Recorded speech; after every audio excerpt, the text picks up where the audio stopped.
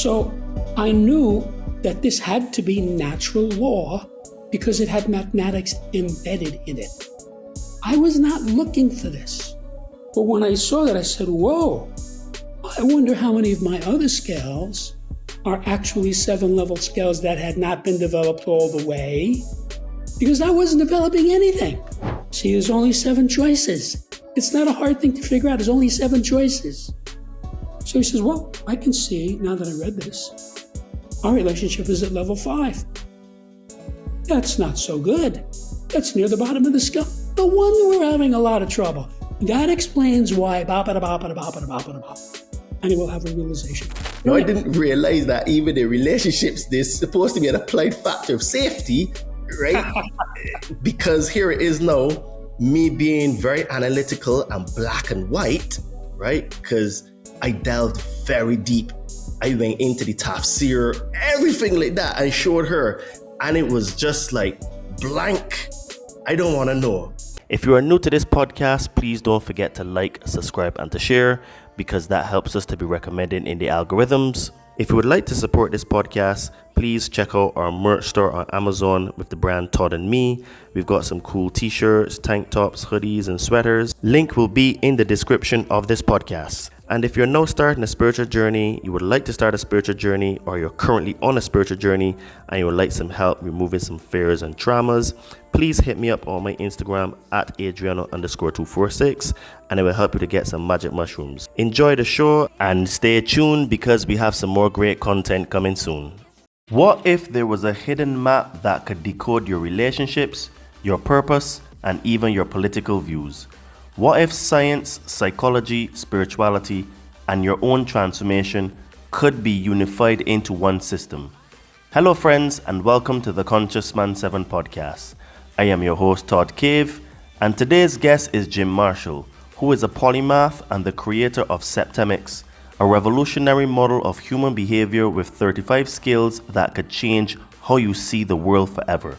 In today's conversation, we're diving deep into untapped human potential, consciousness, power, and purpose. By the end of this episode, you'll understand that all aspects of your life can be viewed through these 35 skills, as well as all of the chaos in the world. This isn't just information, it's revelation. Prepare to question everything you thought was true about yourself, others, and reality itself.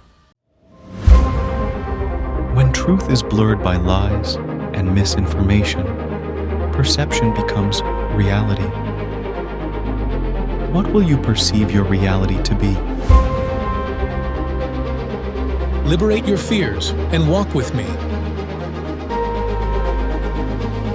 Sit down and meditate. Connect with your soul.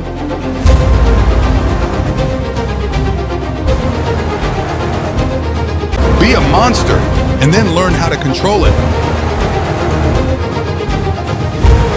You gotta be willing to do the work.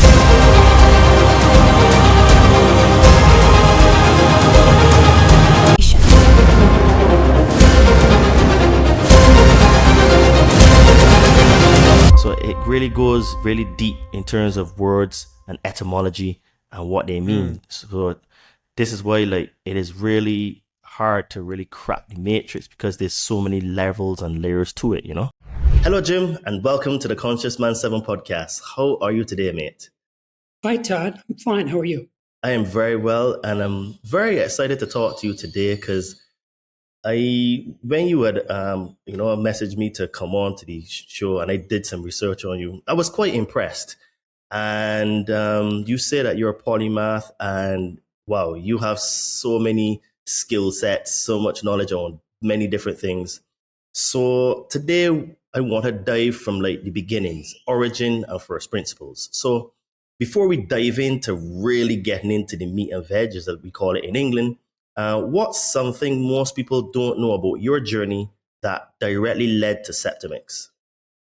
Well, I think they don't realize how much sacrifice was involved and how much of a burden it was. While other people were playing video games, watching movies, watching TV, going on dates, going bowling, I was studying and meditating for thousands and thousands and thousands of hours in a very focused way. And so, I made a choice. That's what I want to do with my life. So there's an awful lot that I missed, and nothing can be done about that now, but I have no regrets. Well, a lot of people don't really realize that in order to become a master at something or to have a very high degree of understanding about some of the topics that we're going to delve into today, it does require great sacrifice. And as I was telling you in the pre-game, as I call it before we start to press record, I'm a bit of a hybrid. And I get that mostly from my father. I'm a jack of all trades. And that is actually my skill set. So I used to think that you need to be the best at everything. But my character and personality is that I can be an 8 out of 10 across the board for many things, which for me is pretty good because I'm able to delve in and out and have these high level conversations like what we're going to have today. And, my hat always tips off to people like you who've done great sacrifice to get the knowledge that you have. And for people that are listening, if you really want to become very good at something, the minimum is 10,000 hours. And Jim has gone past that on multiples. And we're going to talk about many different topics today. So I just want to say to people that nothing comes without sacrifice. And in today's society, we have been led to believe that you can just basically pop a pill or put something in the microwave and bosh, you're done. That's it. So Jim, you are known as a true polymath. So how did your knowledge across science, theology, law, and metaphysics shape the creation of Septemics? Well, let me back that up a little bit to really give you a meaningful answer. I have no memory whatsoever of a time in my life when I was not intensely interested in learning everything taught in every university. Now, of course, that's impossible because nobody lives that long. But the drive was there. The motivation was there. Nobody had to tell me to do my homework. Nobody had to tell me to do extra credit projects. Nobody had to tell me to read books. I was motivated. I wanted to know. This is still going on with me. I'll be thinking, I wonder about this thing, and I'll look it up. Well, now we have the internet. It's great. But I spent in my youth thousands of hours in libraries because we had no internet. So I was sort of a born polymath. I was one of those irritating little kids who wanted to know how everything worked. How does the radiator work? How does the oven work? How does the refrigerator work? How does the car work? How does the air conditioner work? Get out of here, kid, you're bothering me. So that's just how I was. So I figured out pretty early people didn't want that. And so I just did it on my own and just accumulated information.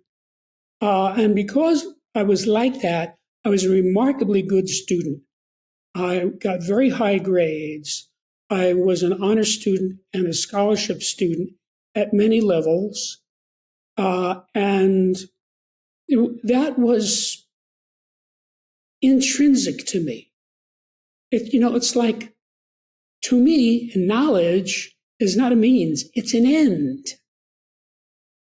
It is the thing that I seek. So it wasn't until very late in life that I realized that I was a polymath.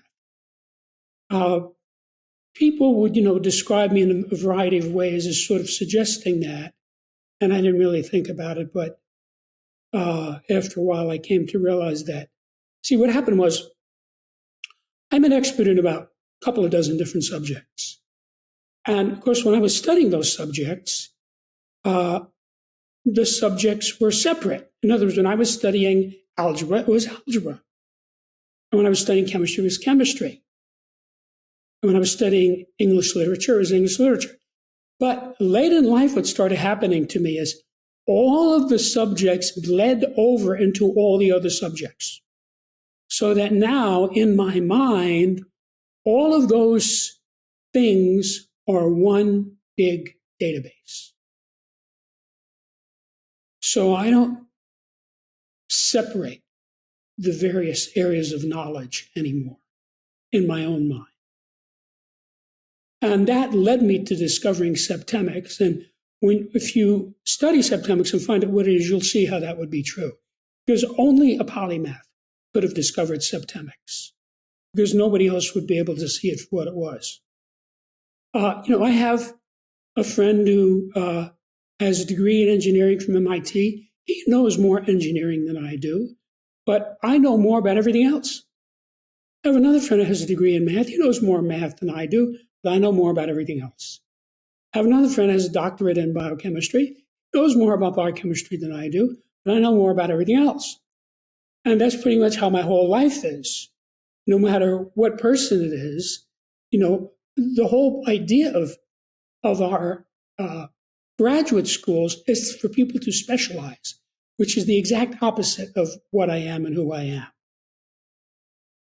So I describe myself as a jack of all trades. So you would be a king of all trades then, because if you know that much, then it's almost like another category. Yes.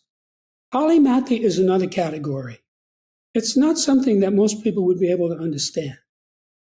Well, I'll be honest with you. I heard the name polymath a few times, and I interviewed another polymath prior to talking to you. And I said to myself, hold on a minute, let me find out the actual definition of polymath, because I understood poly meaning many, and math, I thought obviously math would be mathematics. But I was actually far from the truth. Is basically a person that has a high level of knowledge in multiple subjects, right? Right. Which I thought was quite interesting that they use the word math. But I guess when you break it on another level, everything is sort of mathematics and has some sort of geometry to it and a structure. So after I read the actual Oxford Dictionary meaning, then it was like, okay, that kind of made sense. Right. So I've got quite a few first-time listeners. For first-time listeners that are now really starting out on this journey and stuff, what exactly is Septemics, and why do you call it the Rosetta Stone of human behavior? First of all, I've never called it the Rosetta Stone of human behavior. Okay. So maybe somebody else did, and it's not a bad description, but I never said that. Okay, but my bad. Let me say one sentence to give context to the discussion. I am the discoverer of hitherto unknown natural phenomena, which greatly aid in the understanding of people, from which I developed a revolutionary practical philosophic system called Septemics, and published it in the book Septemics, Hierarchies of Human Phenomena. Septemics is a philosophical science based on the fact that many phenomena related to humans occur in a sequence of 7 levels. Literally, the word Septemics means of or pertaining to 7. Septemics comprises a collection of scales or sequences, each of which breaks down various human phenomena into a hierarchy of 7 steps. There are 35 such scales, each of which is unique. And between them, they span the spectrum of human experience. By which I mean any problem, dilemma, situation, difficulty that any person has that has anything to do with people can successfully be analyzed by one or more of these scales, usually more than one. Okay, so you said you discovered Septemics through observation, not invention. So can you explain what you saw that others missed? Yes. The story really begins when I was accepted into engineering school at the age of 16. Now, of course, I thought at the time that I was going to be engineering physical things like all the other engineers, airfoils, motors, gears, electrons. But by the time I had my bachelor's degree, it was clear to me that I wanted to engineer the human psyche, because it is the area of greatest unknown, of greatest mystery, and more importantly, it is the area in which we as a race are failing miserably. 95% of the problems in industrialized society are because people don't understand people, don't understand the wife, don't understand the girlfriend, don't understand the son, don't understand the boss, don't understand somebody who's running for president. This goes in all directions. It's a big problem. It is the big problem. And Septemics solves that problem across 35 axes, meaning you have 35 ways of slicing the problem to understand it. I completely agree with what you said, because Right. I think relationships, all relationships across the spectrum, I think is one of the most difficult part of the human experience, where, like you said, sexual relationships, they don't understand each other. Business relationships, they don't understand each other. Platonic relationships, they don't understand each other. Right. And my take, this could be wrong, but the way I see it is that I think that we generally lack integrity. I think for me, integrity is the thing that societies are built on. But I think that because nothing in this world is really real, because the media is fake, the money is fake, the food is fake, religion is fake, you know what I mean? Science can be fake because it can be bought. I think that because the integrity have been pulled out of these institutions, I think that that's the reason why, humans behave they do, because nothing is real. So, that's how I see it. I could be completely wrong because you're the expert here, but I think integrity is a massive, massive part of it. I agree. So let me finish answering your question. So, to make a long story short, I had a long career as a human development engineer, using engineering principles, tactics, strategies, devices, theories, etc., to help individual people attain higher states of awareness, ethics, responsibility, integrity, enlightenment, etc., etc. As I was doing this, each of my clients improved. But I started to notice incidentally that I could predict the outcome of the session. I never told this to anyone, but I made notes. And as the years went by, it became obvious to me that the client would be at a specific level on a specific scale that I had previously observed and recorded. And as a result of our interaction, he would go up to the next level on that scale. Now, this happened thousands and thousands of times over a 40-year period. Sometimes it would happen 4, 5, 6 times in one session. And every time this occurred, it verified my hypothesis, because the clients knew absolutely nothing about how I was thinking, what I was writing down, what I was observing.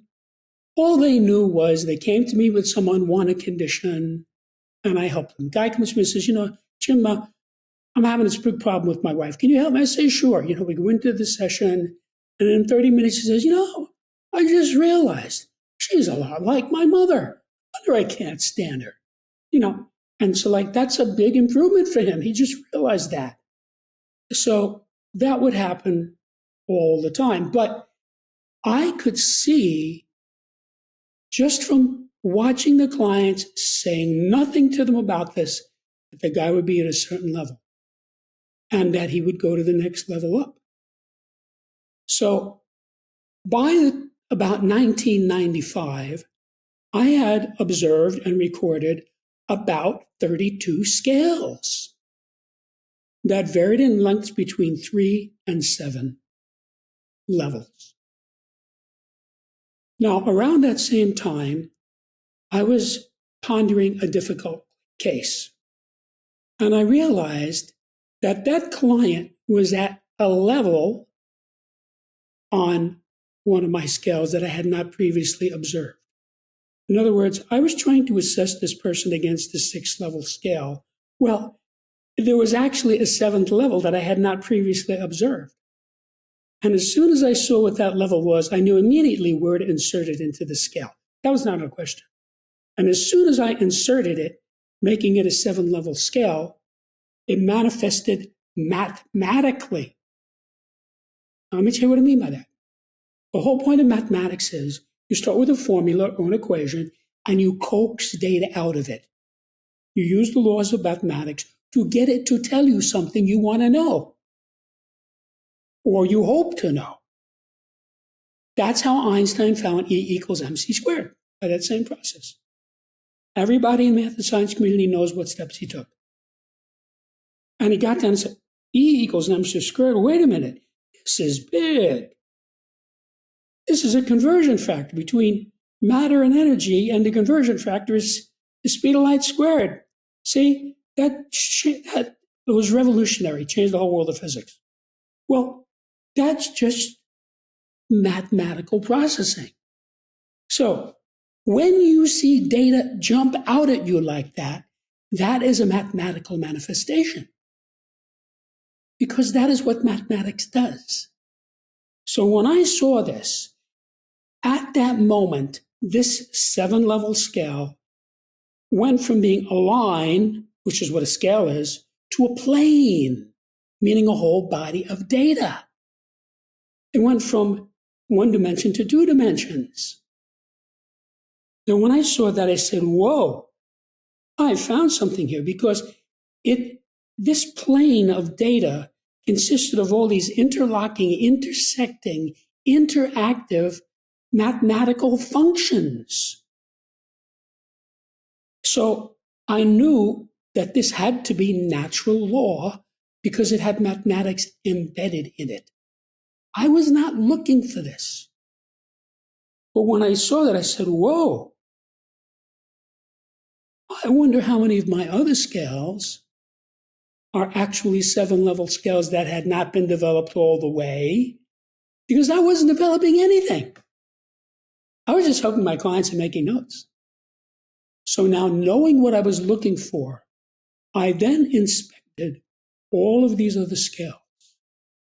And in a short period of time, each of them went to 7 levels. And when it did, it manifested mathematically. So in a short period of time, I had 32 7-level scales, all about human phenomena, all based on direct empirical observation. All had mathematics embedded in them. Having gone to school for 28 years, I said to myself, this looks like a new subject to me because I never saw anything like this before. Then I thought, wait a minute.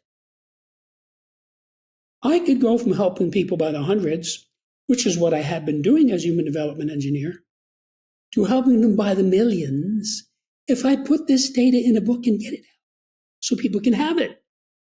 So I'm going to have to write a book. So the first draft of the book was finished in December of 95, and I immediately sent it to colleagues of mine, all of whom had graduate degrees in a variety of subjects. And they all responded very positively. They had different responses, but distinctly enthusiastic responses. And that told me that this was exactly what I thought it was, which is a new subject that people would get. And the reason they get it is it's natural law. So, can you remember when you first saw the Pythagorean theorem? Maybe you were 12 or 13 or 14, right? Yeah, secondary school for sure. Yes. Okay, so you looked at it, a squared plus b squared equals c squared, or however they articulated it, because, you put it in different forms. And you said, this makes sense. I see. And you've got it. See? And no matter how you slice it or look at it, it works. It's true. It's always true. So if you come to me and you say, look, I have this garden and it's 3 yards on one side and 4 yards on the other side. Can you help me determine what the crosswalk is going to be diagonally? I would say, I don't need to measure anything. I can tell you right now it's going to be 5 yards. Because it's the Pythagorean theorem. It's always right. That is what Septemics is like. It's natural law. And I spent a lot of time on this. So After I got these responses from these colleagues, I then spent the next 25 years of my life working on this book.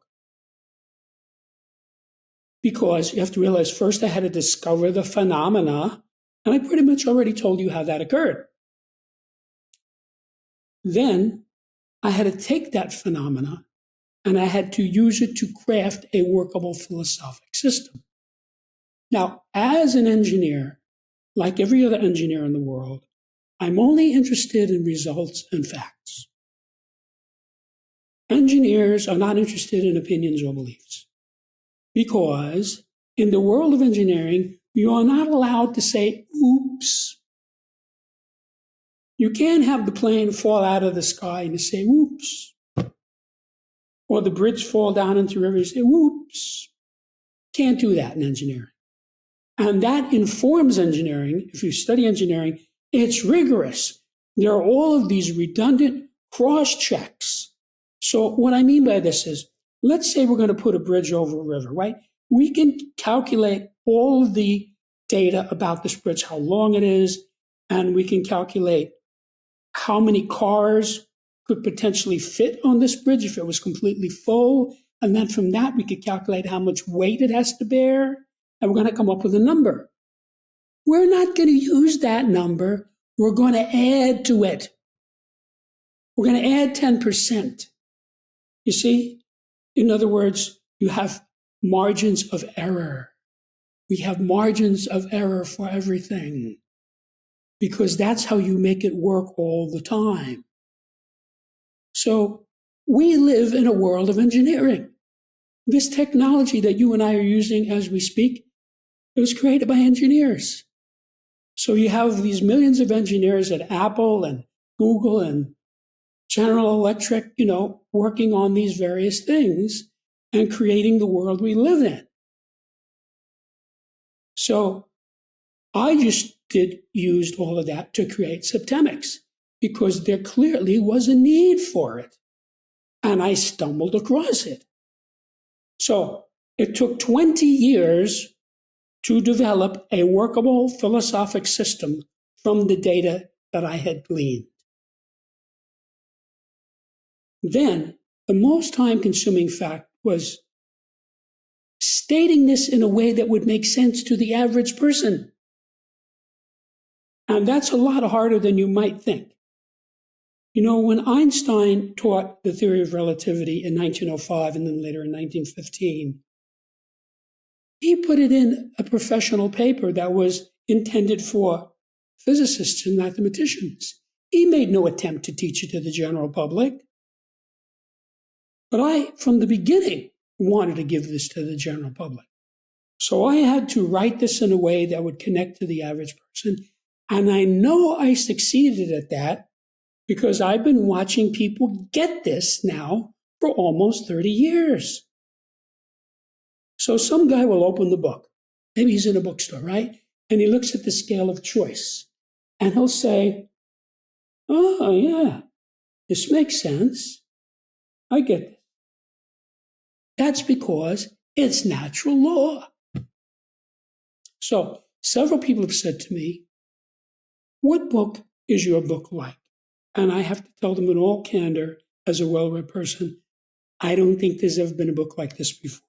But each of these 35 scales is expressed in what you could call a table or a spreadsheet. And that table is very similar to the periodic table of elements. Except it's not for matter, it's for these 35 different subjects. So each of these subjects that I researched has a periodic table.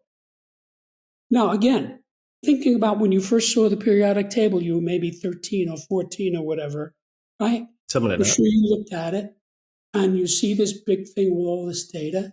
And at some point you said, oh, this makes sense. Hydrogen is 1, then helium is 2, lithium is 3, and then it goes down and across, and it all fits together. Well, that's exactly what you get when you look at these tables in my book. You look at it and you see that it fits together. In other words, people get this. They get it. It's not obscure. It's not hard to understand. It's not hard to teach. It's not hard to learn because it's natural law.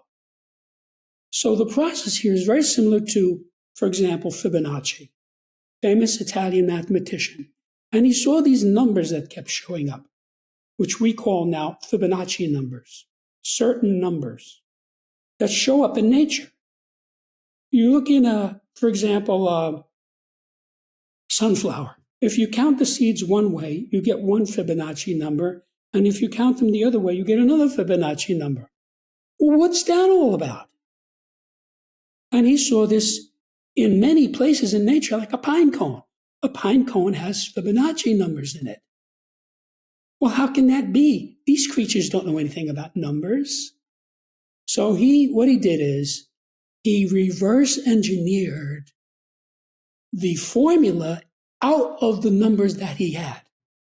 In other words, what formula could I postulate that would contain all these numbers?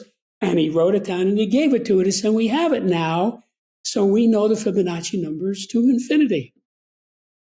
That's exactly what happened with me with this material. So I looked at this data and I reverse engineered it.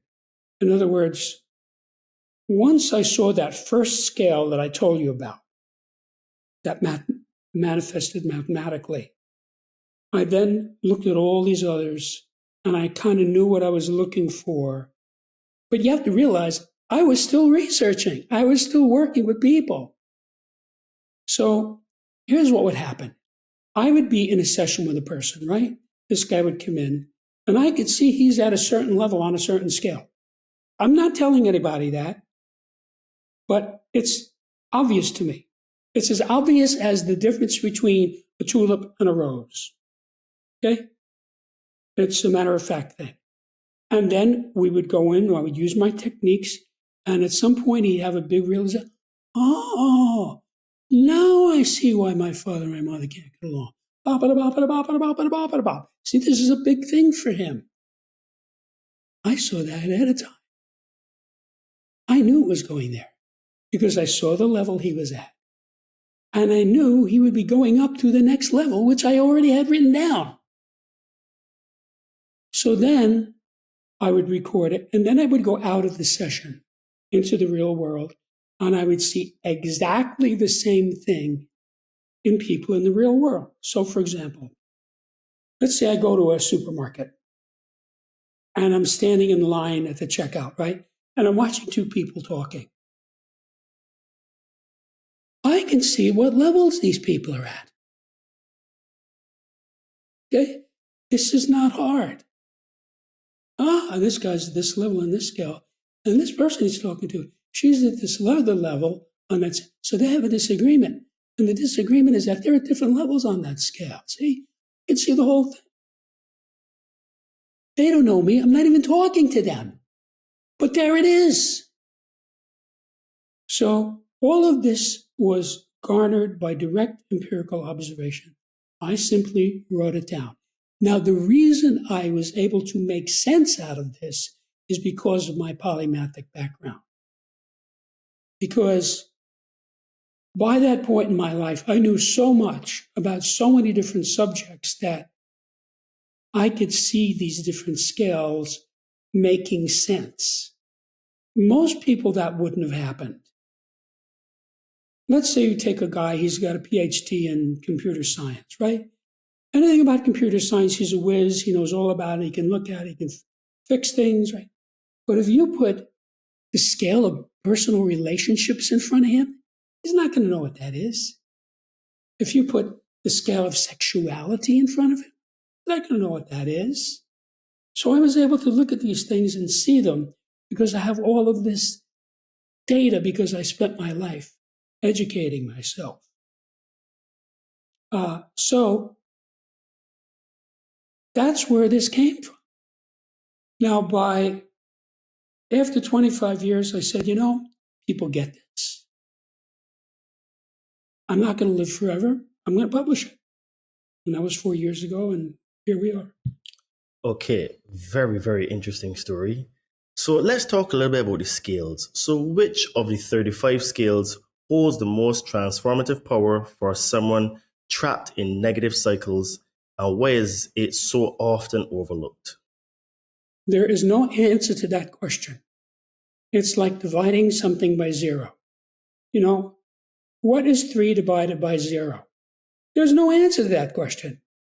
That's why in math we say it's undefined. Because this is about the person. We don't know this person. We don't know the situation.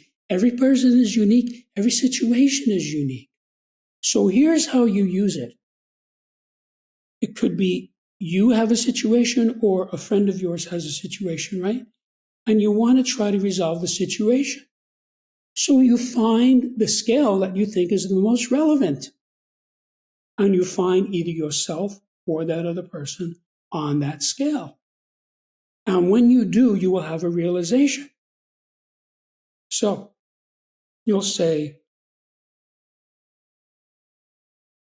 I have a lot of trouble controlling people. I don't like to be controlled, and they don't want to be controlled by me. It's a big issue, So let me look at the scale of control. See, that's logical. So you look at the scale of control, and you see the 7 levels. Now, if you study it carefully, including using the glossary, which I give you, you'll see what the 7 levels are. And you say, I can see. I'm at level 4. That explains X, Y, and Z. And you will have very specific realizations. You'll say, that explains why I broke up with Mary. Because she was at level 5 and I was at level 3, and that conflicted. Or whatever realization. See, the realization is unique. So there's no one size fits all. No, but the beauty of it is you have 35 slices. You have 35 bites at the apple to get it right. So you have a situation, you analyze it. See? So let's say you have this friend, Joe. Every time you talk to Joe, he complains about his wife. He says, Todd, she's driving me nuts. I don't know what I'm going to do. I'm afraid we're going to get a divorce.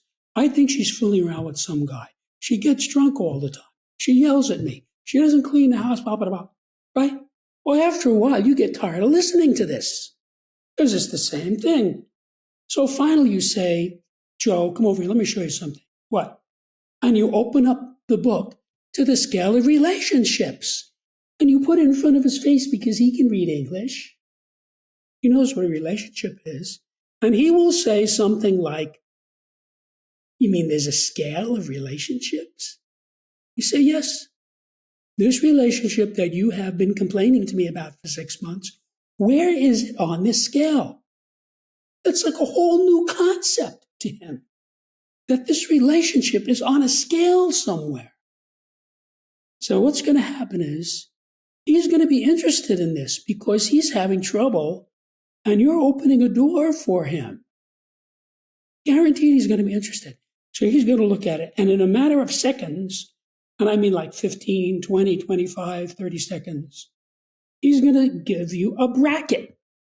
He's going to say something like, well, I can see we're definitely not at level 1, 2, or 3, because that's the top of the scale and we're having a terrible time.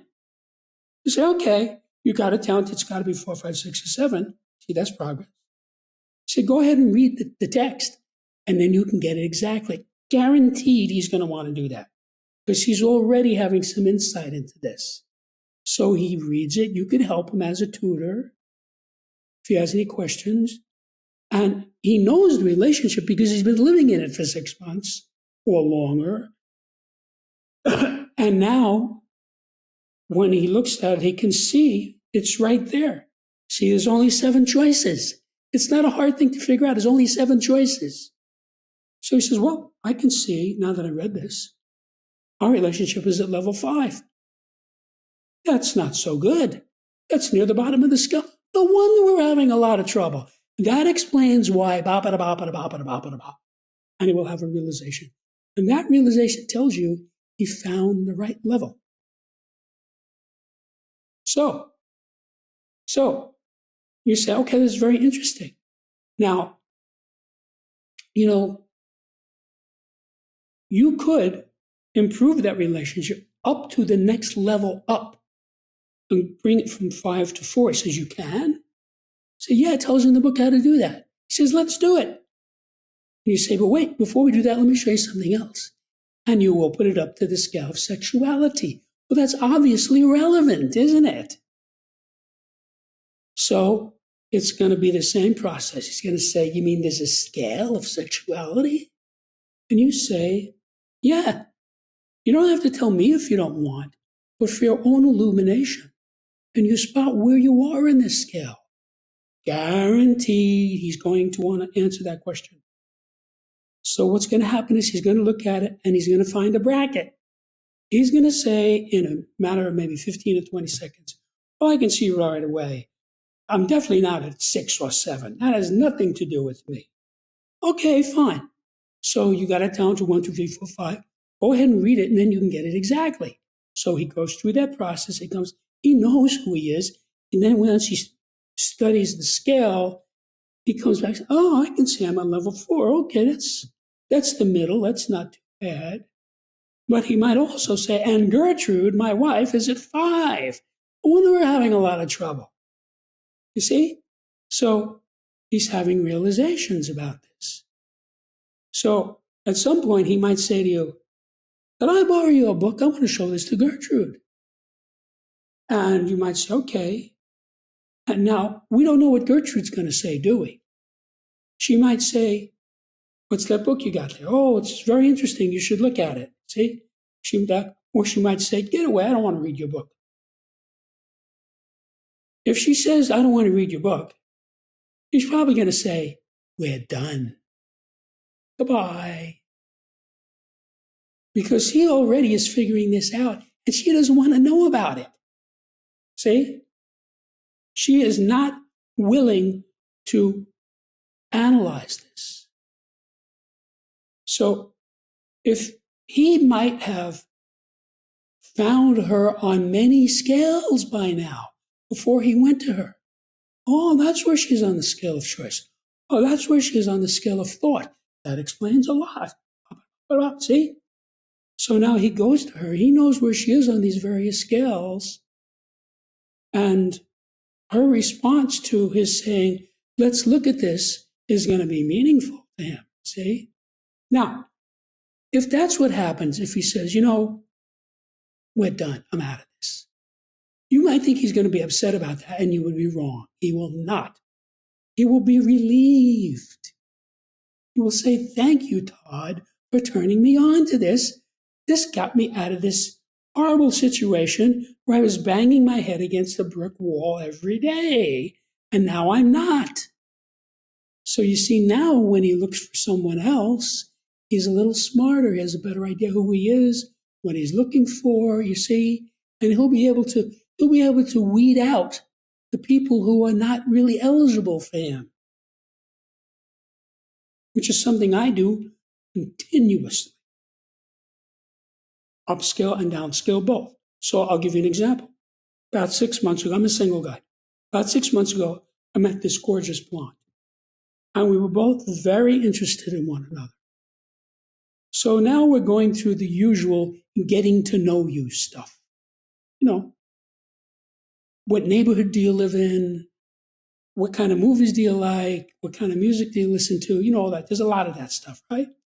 So we had easily a half a dozen different conversations like that. So we're having a conversation. I noticed, she's low on this scale. Okay. So we had another conversation. She's low on this other scale. And then we had another conversation. She's low on this other scale. Wait a minute. The light bulb is going on over my head now. Do I want to get involved with this? Yeah, she's beautiful and glamorous and interested in me. But do I really want to get involved with somebody who is at these lower levels? Because if you look at the scales, the dregs of society are people who are at or near the bottom of the scales. Right? like Adolf Hitler on the scale of basic purposes, was at level 7, the lowest level. So we didn't have a fight or anything like that. I just said to her, pass. Just politely, I don't want to pursue this. She was shocked. You know why she was shocked? She was so beautiful. I was probably the first guy that ever did that to her in her whole life. You know, I understand you have an argument, you have a fight about whatever, you know, and you break up. That's not what happened here. I just could see this was somebody who was going to be a pain in the ass to me. And I was not going to get in that. So by making that calculation, I saved myself a lot of time, a lot of aggravation, a lot of money, right? A lot of irritation. And I looked elsewhere. That is what these scales do for you. Now, it works the other way, too. You can meet somebody and say, oh, this person is high in this scale, high on that scale, high on that scale. Oh, this is an upscale person. This is somebody I want in my life because this person is going to be an asset to me. So you make a decision. All right, let's have whatever kind of a relationship it is. It could be a business relationship. It could be a familial relationship, whatever it is. See? Now, there's a couple of ways this can go. Let's say you don't get along with your mother-in-law, right? It's a common problem. So you start analyzing her on these scales. Ah, I see. She's at level 6 on the scale of choice. No wonder she's a control freak. You see? And you start, now what's happening is you're understanding her better. You're having realizations. Ah, that explains why she treats her husband this way. That explains why she treats my wife this way. Now, you may not be able to do anything about that because she might not be interested in the book. But you understand her a lot better now. Okay, so let's talk a little bit about personal power and transformation. So, if someone applied Septemics in their life today, what would change in the first 30 days? Again, that's like dividing something by 0. There's no answer to that question. It could be a trillion different things. It depends on the person. Okay. This is, let me explain something. This is a textbook on an entirely new subject. No matter what you don't know Septemics because it was just released. So you have to learn to use this as what it is. This is not part of psychology or sociology or anything else. This is its own data. So when you study it, you will have lots of insights and realizations. Now I understand why Mary acts that way. Now I understand why people do this. So it depends on what's going on with you. You see? So you are going to take it and use it in a way that makes sense to you. So, for example, most people have children, and most children have trouble in school. I don't know if you have any children, but let's say hypothetically you do. So you see that your little girl is not getting good grades. So let's say she's 12 years old. So you say, come here, Susan, I want to show you this. And you open the book to the scale of scholarship. You put it in front of her. She can read English. She knows what a scholar is. And she knows she doesn't do well in school. She's going to say, you mean there's a scale of scholarship? You say, yeah. Where are you on the scale? Guaranteed she's going to want to know that because she has trouble with this. So she's going to find a bracket. She's going to say, well, I'm definitely not at 1, 2, or 3, because that's the top of the scale, and I don't even understand those. So, okay, so go ahead and read it, and then you can get it exact. So she comes back and says, oh, I can see. I'm at level 4. That's not terrible, but it's not great either. See? And then you say to her, well, you know, we could move you up to level 3. And she says, you can? And you say, yeah, it tells you in the book how to do that. You just follow the instructions. So you work with Susan, she goes from 4 to 3, and her next report card, instead of being C's and D's, it's B's and C's. See? So it depends on you. It depends on your daughter. It depends on what's going. Maybe that's not her problem. Maybe you have a son who's glum because he's not getting along with his girlfriend. See? Completely different problem. You say, Jack, come here, look at this. Look at this scale of relationships, you see? And you go through that process. He has a realization. He's starting to figure this out. So there's no one size fits all. This is very specific. It's a form of engineering where you calculate the exact situation. And then when you do, you have insight. And that insight enables you to do better because you're smarter now. Okay, so sense is applicable to so many different things. Can you share a personal story or a transformation you've witnessed that best illustrates the power of this system? Okay. Well, I just told you one that had to do with me with meeting this girl 6 months ago. Because if she wasn't at the bottom of those scales, we would be going out now. We might be married because she was very cordial, glamorous, beautiful. Well, cordial and glamorous and beautiful doesn't mean you're not low on some of these scales, right? I mean, the Nazis thought Hitler was the greatest guy in the world. And I'm not exaggerating. They said that. They obviously missed this completely, right? They missed this important thing. So, you want me to come up with another one? Okay. So, I have a client, smart, successful, highly educated, top of his field, makes a lot of money, et cetera, et cetera. This person obviously is low on the scale of choice. I could just look at him and see that. People tell you their levels. This is not hard to get. So, anything having to do with making a choice, I'm not going to engage this guy. Because he's going to have trouble with that. If you say to this guy, what would you like to have for dinner? You'll be there for 2 hours figuring that out. By the time you figure it out, the restaurants have closed. So I might say to him, look, I found this nice restaurant, Joe's Restaurant. I made reservations. It's really good. You're going to like it. Let's go. You see, I completely bypass the choice factor of it. But I make it pleasant and amenable. See? So I'm not going to invalidate him and say, you're incapable of making a choice, so I'm going to make it for you. No. I'm just going to say, hey, guess what? I found this place. It's really nice.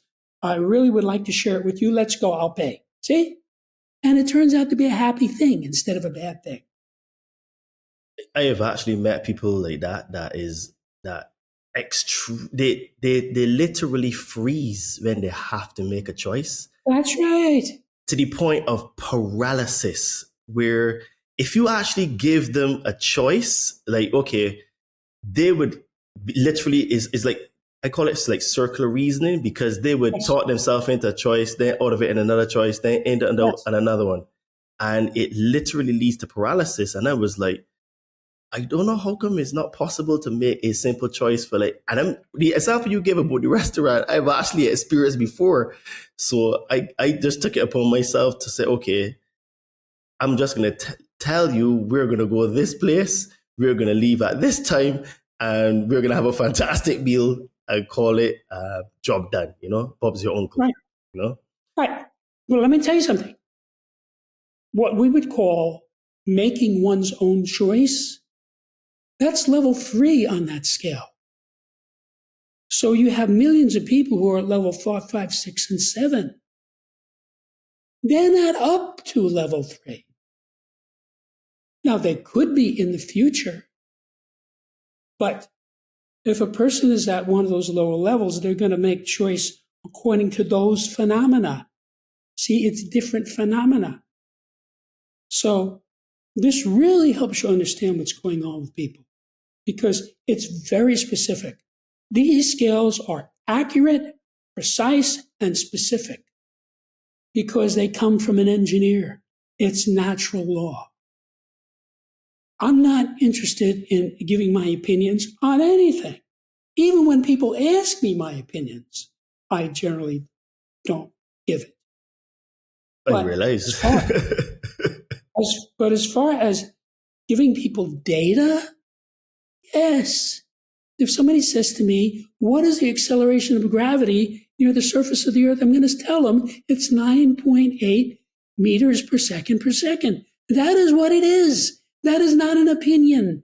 I'm just conveying the fact. He doesn't have to believe me. He can look it up in a physics book, or he can calculate it himself if he wants. It's not that hard to do. So that's a different thing. That's what I'm doing here. I'm giving you the data. Now, if you don't use the data, okay, let me tell you something. Every person is at some level on every scale.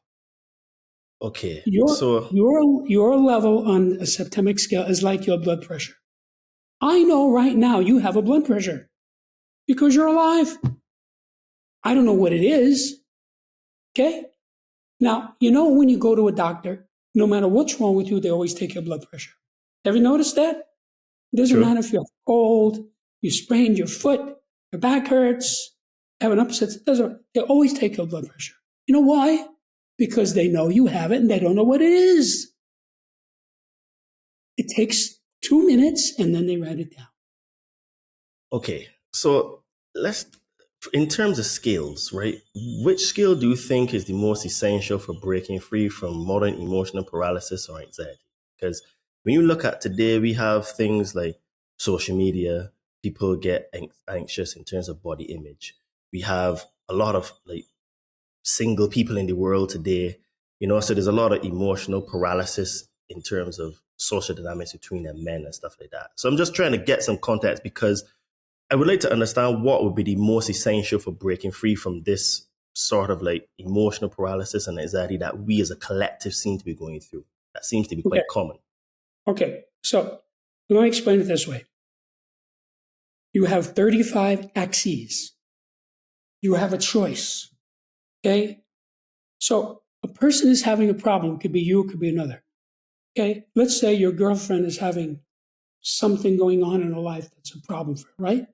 So you observe her and you say, okay, where is she on this scale? Where is she on this scale? Where is she on this scale? See? And every time you spot it, you have an insight. Then you could say to her, come here, Marie, I want to show you something. Look at this, because, see, you may have already figured out that she's at a certain level on a certain scale, and you show it to her. And she will say, you mean there's a scale of thought? I never heard of such a thing. Say, yeah, where are you on this scale? See? And she will find her level on that scale. She might need a little help from you. But when you realize that a person is at a certain level of thought, that tells you a lot. See, for example, if you're going to be in a STEM subject, science, technology, engineering, mathematics, you must be able to think at level 3. There's no getting away from it. Okay? It's like if you're going to run, you have to have legs. Okay? So in the STEM subjects, if you cannot think analytically, which is number 3, you're out. You can't do it. So you could look at somebody, let's say you're a guidance counselor, and you talk to this kid and you can see this kid is not up to level 3, he's at level 4. Don't tell this kid to go into science, engineering, mathematics. He's going to fail. Have him go into something that's compatible with that level. See? And so it will be a success for him. And that's just one example, but there's an infinitude of examples where you sort of know what's going on with the person, and then you sort of know what to do with them. Let me give you a really good way to think about this. Most people are high on some scales and low on other scales. Okay? That is the rule. Very few people, fewer than 1%, are at or near the top of all the scales. A larger percentage, maybe 4%, are at or near the bottom of all the scales. So 95% of us are in between and high on some and low on others. This is significant and meaningful. It tells you how you want to approach this. So let me give you an example. Let's say you have a guy's going out with a woman for 3 years. They're talking about getting married. Right? Common situation. That's a big step, isn't it? Wouldn't it be smart to ask the question, why does this woman want to marry me? Isn't that a reasonable question? I actually think, yeah, why would she want to marry you? Right. If he doesn't know already. See? So all he has to do is open the book to the scale of motivation. There are 7 levels of motivation. Not 27, not 83, 7. Okay? He knows her. They've been hanging around for 3 years. So he looks at this, right? And maybe when he looks at it, he says, oh, I can see. She wants to marry me because she loves me. That's level 1, the highest motivation of all. Let's set the date. Maybe that doesn't happen. Maybe when he looks at it, he says, you know, now that I thought about this, I'm realizing she wants to marry me because I drive a Lamborghini, I have a 60-foot yacht, I fly my own Learjet, I have a $20 million condo, and I have $15 million in the bank. That's a different motivation. That's level 4 money. I'm not saying it's good or it's bad, but a lot of people are money motivated. So what he does with that is up to him. Okay, he might say, okay, not the first woman who wanted to marry me for my money, but this one is smart, pretty, funny, educated, easy to get along with, so I'm going to marry her anyway. And they might live happily ever after. See, that could happen. Okay, so this ties in kind of like what I want to ask you now. So would you say then Septemics is the ultimate tool for knowing who to trust or who's manipulating you? I don't know that I would use the word ultimate because as an engineer, I stay away from that sort of verbiage. But I would say that it absolutely is a valuable tool for figuring those things out.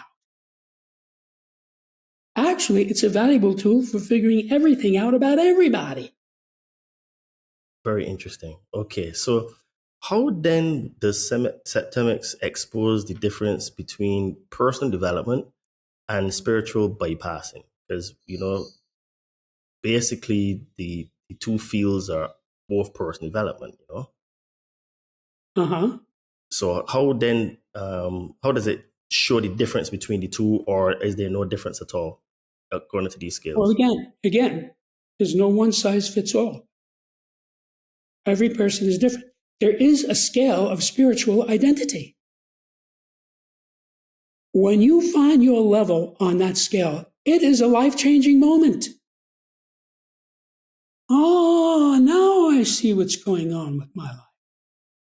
You know, you're at this level.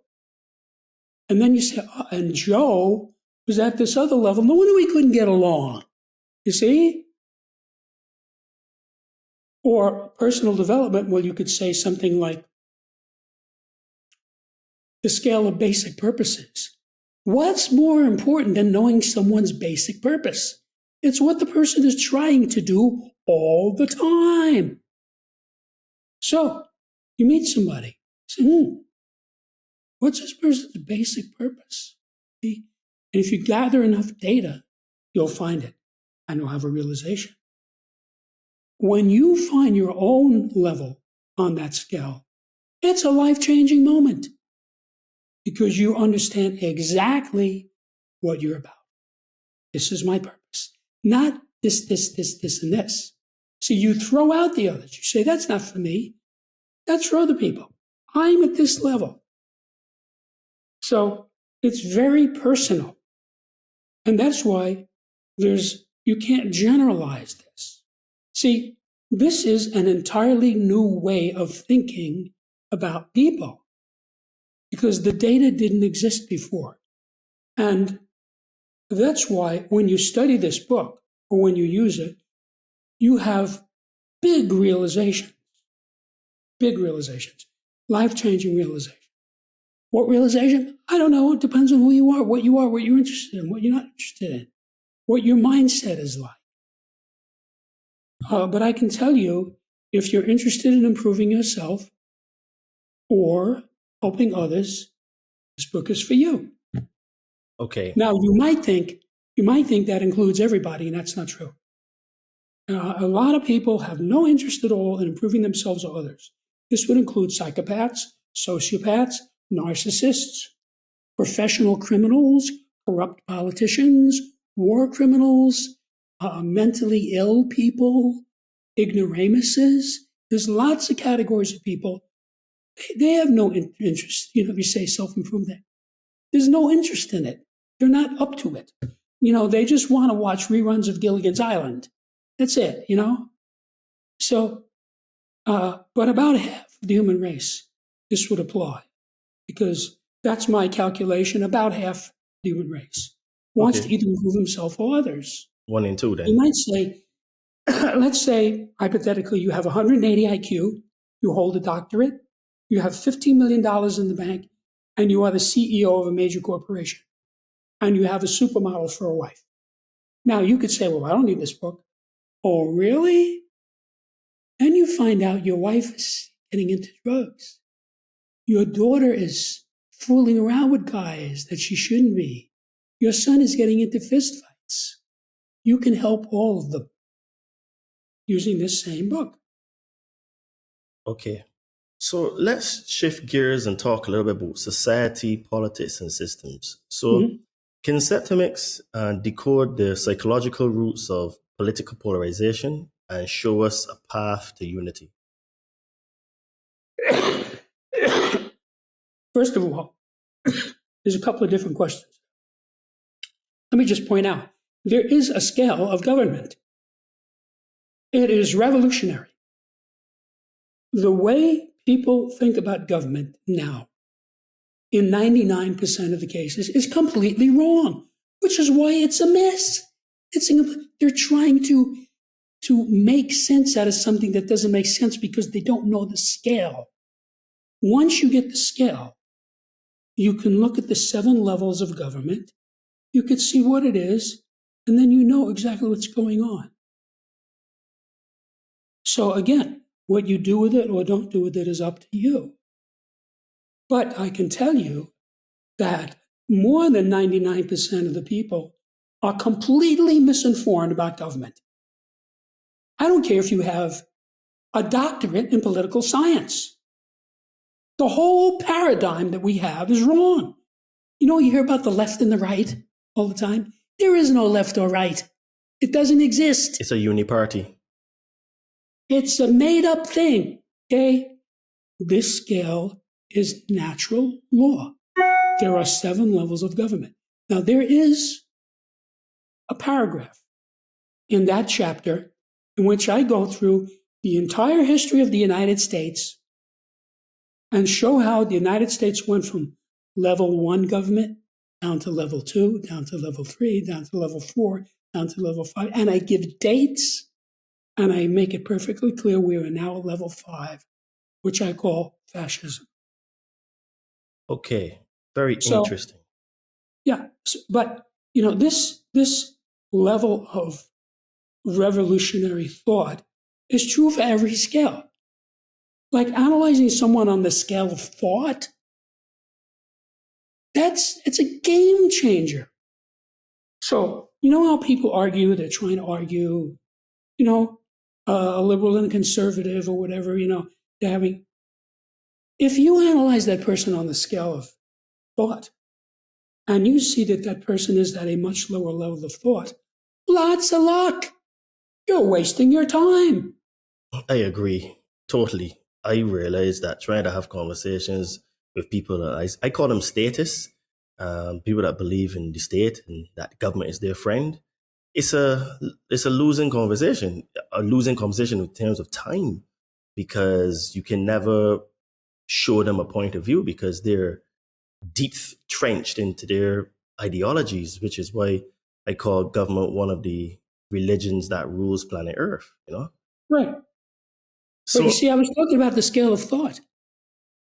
So, for example, it's very easy for me to spot somebody on the scale of thought. You know how, did you ever read the Sherlock Holmes books or watch the movies or the TV show Sherlock Holmes, right? yeah. I read all of them, some of them multiple times. Okay? He is a caricature of a person who thinks at level 3, analytical. He's analytical. He analyzes everything. And he even explains in his own voice in the book that that's what he's doing, and that's how he can solve these crimes when the police cannot, because they can't think at that level. Or Mr. Spock from Star Trek thinks at level 3, analytical. You know, all hell is breaking loose. They're being attacked. The ship is about to blow up. And he says, fascinating. Analytical. So if you are an analytical person, then you can be a Mr. Spock. You can go into physics or chemistry or electrical engineering, but if you are at one of these lower levels, you can't. So you have to try to match the person with his level of thought. But that's only one scale, you see? You can analyze yourself across 35 scales, and then by the time you finish, you will understand yourself very well. And you will know where you fit and where you don't fit. So for me, my life is very uneventful. When I say uneventful, I mean I don't have a lot of problems. I never get upset. I don't get into arguments. I don't get into trouble. Nothing like that happens. Because it's very easy for me to analyze what's going on and deal with it in that context. okay, So for example, I have a friend, right? Wonderful person. She is low on a couple of scales. I know what scale she's low on. So when we get to that subject matter, I say, okay, she's low on this. I just tiptoe around it. very It interesting. preserves the relationship. Yeah, I completely understand that point, because I realize that there's some people that you simply just can't have certain types of conversations with. That's right. And as I was mentioning before, I find that there are 3 types of people that you can't really have conversation with: the statist, who believes in government; the religious person; and then the person that just worships and believes in money. Those 3 people have a very similar belief system, and it is always extremely rigid. And trying to talk about those things to those people is always time negative. From my experience, it doesn't matter how much facts and evidence you bring, they will never listen. They will never take away anything from the conversation, and you just wind yourself up. So similar to what you were saying, I practice that in my own life. When I come across people, when there's certain topics I realize I can't talk about, because from my experience, I realize is a time negative for me, and time for me is one of the most important things, you know? Right. But let me analyze that further, what you just said. Mm-hmm. There is a scale of belief. It's very eye-opening. There are 7 levels of belief, and it talks about how people at those different levels behave, how they respond, so you can spot a person. So, for example, I actually met somebody who believes that the world is 6,000 years old. Now, if you know anything about carbon dating, which is not hard to understand, we can determine the age of rocks by the deterioration of the carbon in it, right? So we have a rock we dated for 100,000 years. We have another rock we dated for 200,000 years. Well, what about that? Well, if a person is at a high enough level of thought or belief, that will have an impact on him. But if he's at a low level, doesn't do any good. It's very true. I think that the term that people use today for people like that are NPCs, non-playable characters, because it doesn't really matter what you bring to the table, facts, evidence. Well, I tell you something, right? I went out with a girl once. She was a Muslim, right? And I was basically studying Islam a little bit because she wanted to force me to convert. And I started to show her a lot of things that I found quite disturbing in the religion. So me, because I used to be a civil engineer, and me being very analytical and delving quite deep, I showed her a lot of these things. And she said to me something that, I mean, I knew that she wasn't open to certain things, but I didn't know that it was to that level, right? Because as you're seeing here in this conversation, many times there are levels to these things. Now, at the time when I was first starting my journey, I didn't understand that there were levels like that. She said to me, Todd, I don't care if what you show me is true, happened in the past, is a fact, can't be denied, or is recorded in history. I don't want to know if it's going to take me away from my religion. That, because like I said, I'm a civil engineer at the time, that completely blew my mind because I'm like, how is this possible? Because like you rightly said, in terms of, we were talking about engineering the bridges, I wanted to say what you were talking about, you add to it, you call it a factor of safety, which I know very much know about. And when we were calculating stuff, there was always a factor of safety. Now, I didn't realize that even in relationships, there's supposed to be an applied factor of safety, right? Because here it is now, me being very analytical and black and white, right? Because I delved very deep. I went into the tafsir, everything like that. I showed her, and it was just like blank. I don't want to know because That's right. for her, religion is her entire life. That's how she views her entire world. And here's me thinking, oh, well, because we, quotation marks, love each other, that it would work, not realizing then that she was too far gone.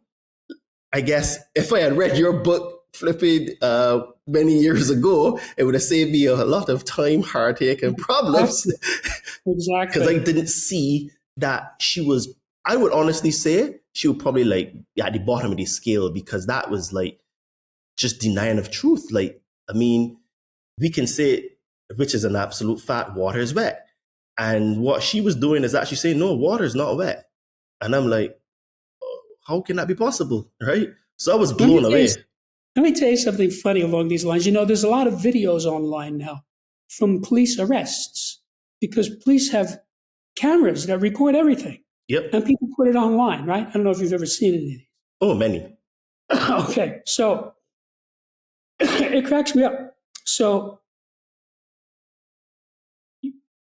for some appropriate cause, the officer realizes he has to arrest this person. So he says to them, you're under arrest. The person says, no, I'm not. Hello? He just said you're under arrest. And the person says, no, I'm not. And there's a lot of that stupidity. I mean, realize the types of people who get into trouble with police like that are not right people. Their level of thought is low, you know. So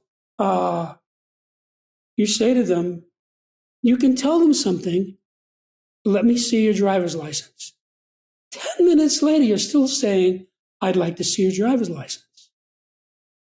You know, they're so dysfunctional that they don't get it.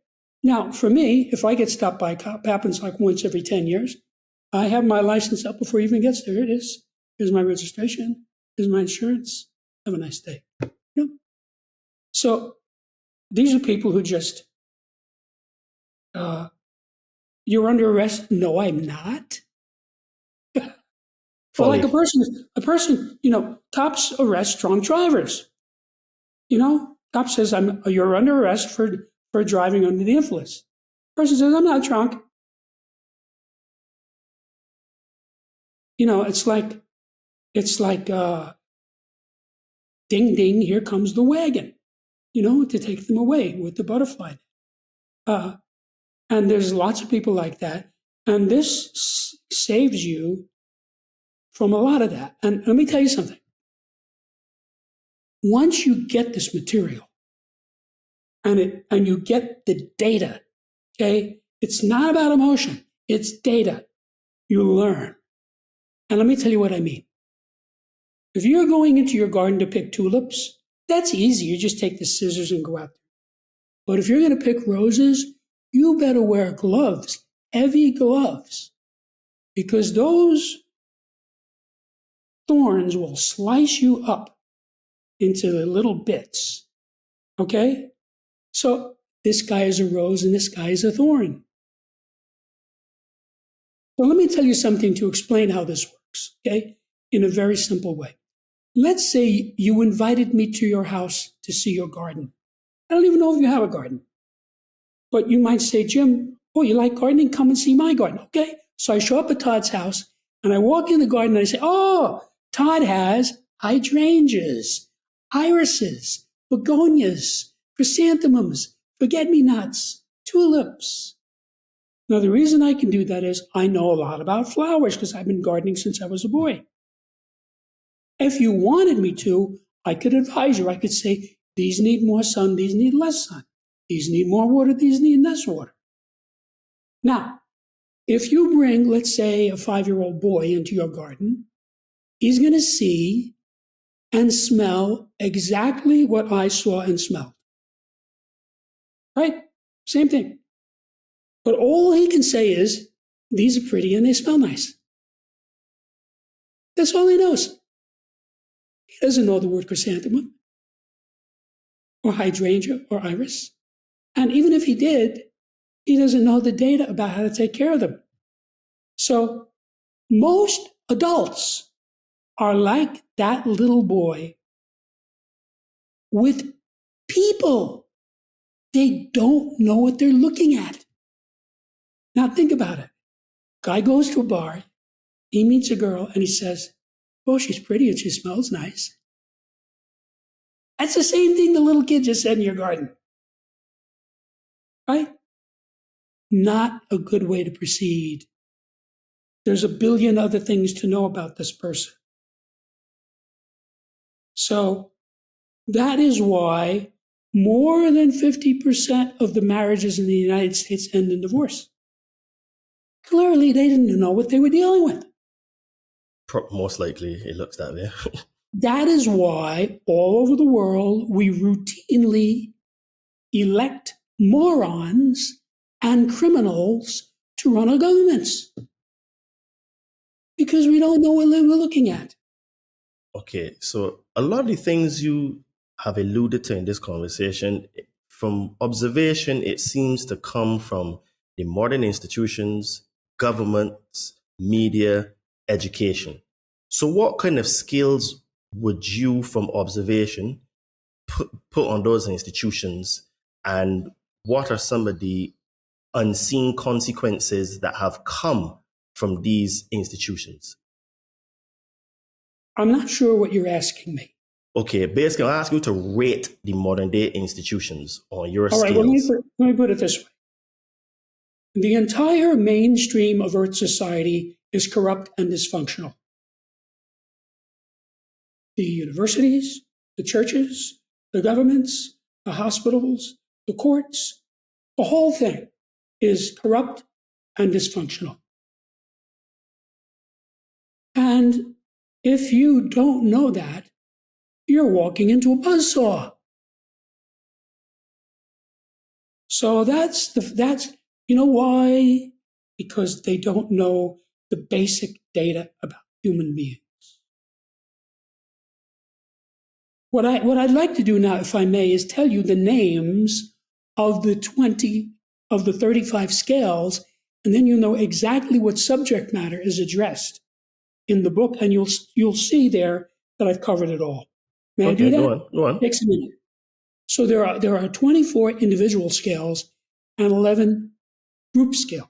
These are the individual scales, meaning they apply to an individual.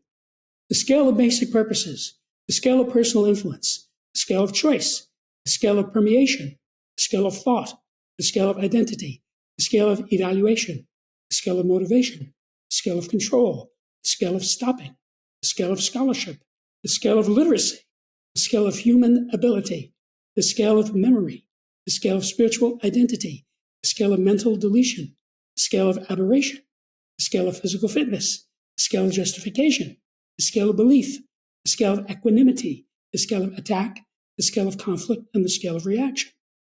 And these are the group scales: the scale of relationships, the scale of life spheres, the scale of government, the scale of civilization, the scale of survival, the scale of management, the scale of exchange, the scale of communication, the scale of allegiance, the scale of sexuality, and the scale of politics. Any one of these scales by itself could dramatically improve the life of the reader. And let me give you an example. I mentioned the scale of motivation. You could take the scale of motivation and you can ask yourself, what's my father's motivation toward me? What's my mother's motivation toward me? What's my girlfriend's motivation toward me? What's my boss's motivation? And you can do this with every person you know and every person you have ever known. Now, every time you get a correct answer, you're going to have an insight. That's why I can't get along with my boss. He has this motivation. See? So you could go through this like this, and you would have hundreds and hundreds of insights. Then you could take the same scale, reverse the vector, and ask, what is my motivation toward Fred? What is my motivation toward Mary? What is my motivation toward Agnes? What is my motivation toward my pastor? And you could use it again another 200, 300, 400, 500 times for everybody you know or ever known. Now, by the time you finish this exercise, you will have had something like, depending on how many people you know, 500, 600 insights. So your mind would be much clearer. You would really, okay, that's why I broke up with Gertrude in 2003. Now I know. See? But take that and multiply it by hundreds of times. So your mind is getting clearer and clearer and clearer. So this book has a virtuous cycle in it. The sky is the limit, because every time you correctly find a level, you have an insight. As a result of that insight, you're a little smarter. Oh, now I understand what's going on with my mother. And you go to the next scale. Let me analyze my mother on the second scale, right? That's where she is on this one.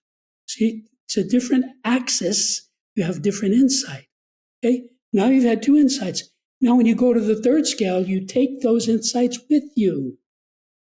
Now by the time you do this across 35 axes, you will understand your mother better than she understands herself, because you are accumulating insights.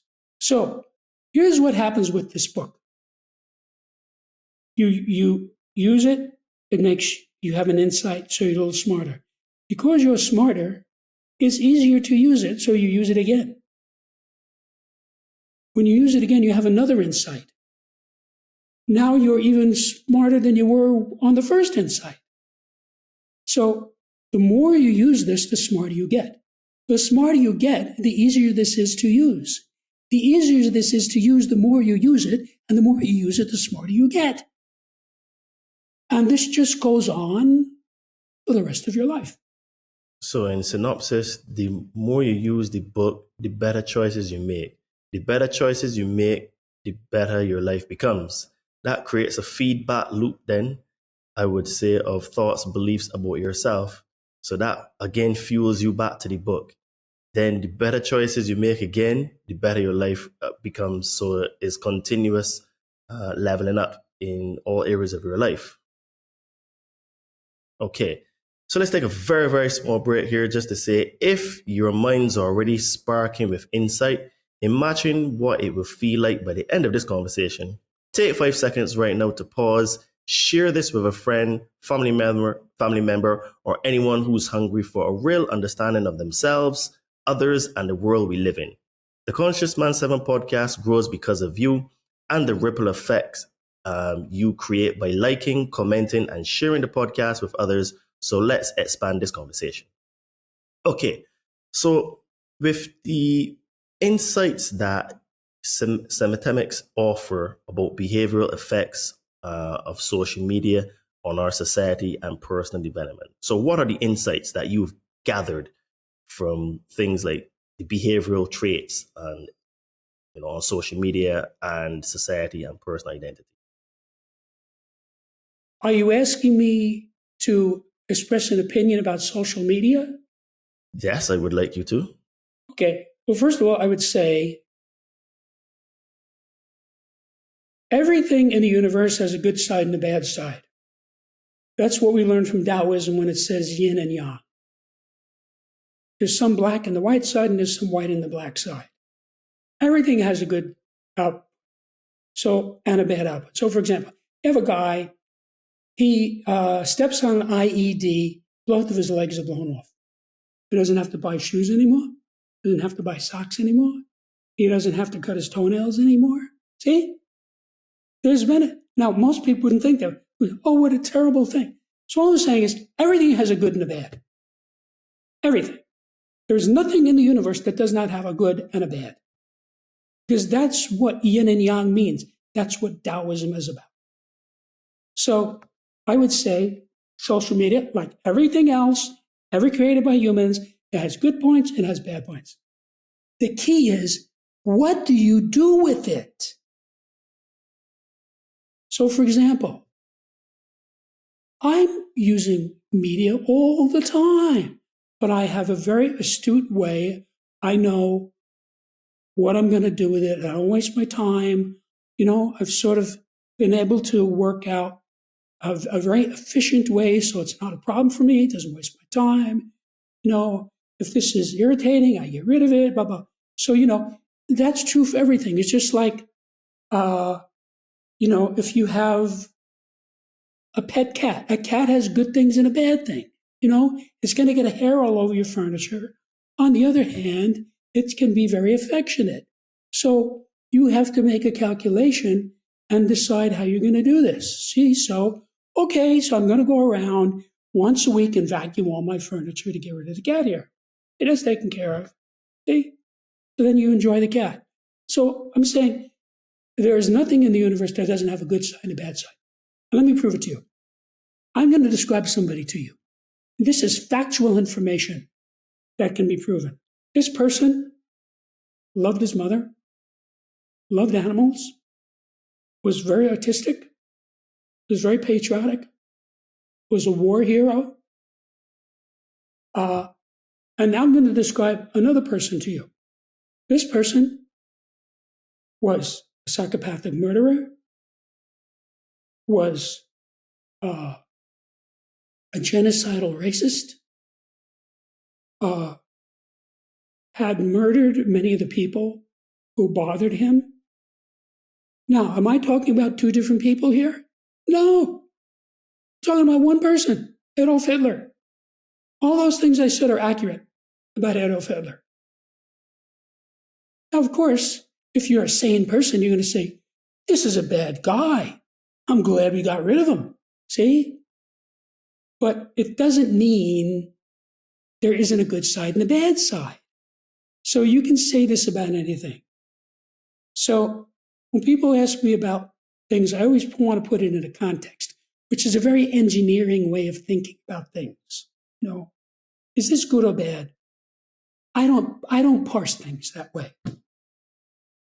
Okay. Now, clearly, there are people who should be gotten rid of. Like, for example, Charles Starkweather in 1957 murdered 12 people in 10 days. Okay? They caught him. He showed no remorse at all and they executed him. Okay? Good riddance. Guy was a psycho. So, he didn't dispute that he did it, and he didn't show any remorse at all. Okay? So now, he had a girlfriend who was with him on this spree. She loved him. Remember, to Eva Braun, Hitler was the greatest guy in the world. So life is complicated, and when you try to reduce it to a simplicity, you're usually doing yourself a disservice. Like you say, all Republicans are bad. If you actually pay attention to them, you'll find some of them are good and some of them are bad. Okay? Okay. All right. So in terms of social media, because I can speak from my observation, right? So I wanted to get your insights on it. So I find that today, social media, and especially apps like Instagram, are very, very toxic to humanity right now because they're full of debauchery. We've seen a massive breakdown in relationships between men and women. I don't know if you know the word simp, but that's the word that we use now. There are a lot of simps who are men, and women are basically just blatantly selling their bodies on the internet, right? So my observation is that social media has been a very big part of it. So because of your work that you've done in all your research, what are some of the things that were engineered inside of social media to have these character traits and behaviors? Because women today, not all of them obviously, but the ones that heavily use social media like that are extremely narcissistic. They are solipsistic, and they basically just think that, it's all about them and the world revolves around them. So from your research then, what are some of the things that have been engineered into the apps like that to have this type of behavior that we have today? Well, first of all, I'm not an expert on social media, but I can tell you this. It depends on the person. Do you think Elon Musk has a lot of trouble with social media? I don't think so. You know why? He's smart and he's educated. So it depends. If you have some guy who's at or near the bottom of all these scales, he's going to have a hard time. Like if you look at these people going around blowing up Teslas and firebombing Tesla dealerships, okay, those are down the scale people. People who are smart will say, doesn't matter what they think of Elon Musk. They're not going to do that. It's against the law, it's destructive, and it doesn't accomplish anything. So it depends on the person. So this is always true. Like I had somebody in my home recently, a guest, and we were having a talk. And somehow it came up that I mentioned just in passing that I never break any laws. She was shocked. She said, "You don't break any laws?" I said, "No, I don't break any laws." She couldn't believe it. I don't get in any trouble because I don't break any laws. So this was like a new concept to her, So this sort of told me, this is not really somebody I want to be around because this is somebody who breaks laws. And I don't want to be around when the police pull her over and arrest her for having cocaine in her car because they might arrest me too. So it's all about the people. Like, for example, remember we had prohibition in the United States in the 1920s? Yes. Right? There's lots of people who drink and it's not a problem for them. I know lots of guys, they drink. They're not drunks. They don't get into fist fights. They don't spend all their money on it. Okay? But there are people who are like that, alcoholics. So what's the difference? The alcoholics are at or near the bottom of these scales. So when they got rid of the generality of making alcohol illegal, it was not a smart thing. It was not a good thing. It made the mafia rich. That's how the mafia became powerful, by bootlegging.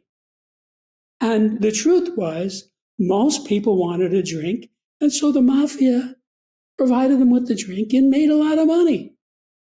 So it didn't accomplish anything at all. So the point is, some people are downscale and some people are upscale. If somebody says to me, "Would you like some cocaine?" I'm going to say no. They're not going to talk me into it because I'm too smart for that. Okay. So I got a question. I want some clarification.